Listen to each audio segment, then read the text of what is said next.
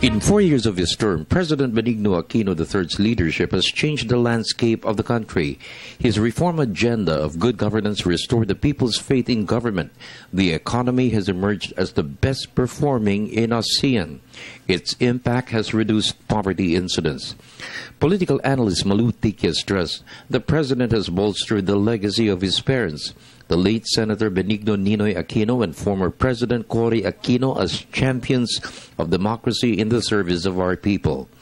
Tikia doubts if the president will run for a second term, which could stain his parents' legacy.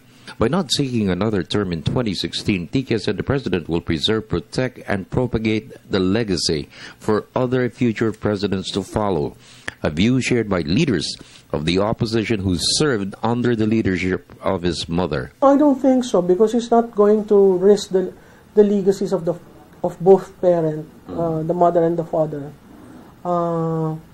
just because his party has to survive. I think it is not in the DNA of an Aquino to do that. I would like to believe na yung sinabi niya sa SONA na nagpaiyak sa maraming mga tao, lalo-lalo sa kanyang pamilya, ay kanyang itutuloy na hindi siya gagawa ng anumang sisira sa magandang pangalan ng kanyang ina, minamahal nating President Cory, at yung kanyang ama, bayani nating si Ninoy Aquino.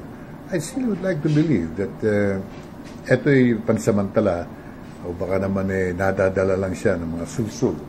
Tikia also dismissed claims the president could emerge dictator, following the footsteps of the late President Ferdinand Marcos, who controlled the country from 1965 to 1986. I don't think an Aquino, I don't think an Aquino has a DNA of a dictator.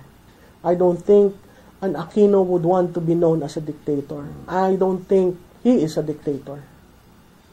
An extension of the president's term will require amendments to the Constitution. Election lawyer Romy Macalintal said it could break up the coalition in both houses of Congress. Macalintal said Congress will be pressed for time. It could also trigger mass protests. Congressman Edgardo Erice is expected to file either a bill or resolution to allow the president to seek re-election in 2016. Despite the gains of the economy under President Aquino, a number of business leaders are opposed to a term extension.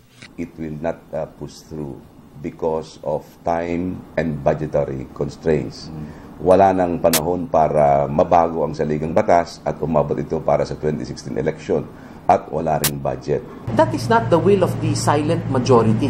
It's only those people who are very vocal who impose their will on everybody else. There are many people who are willing to serve the country in a very honest and non-corrupt manner.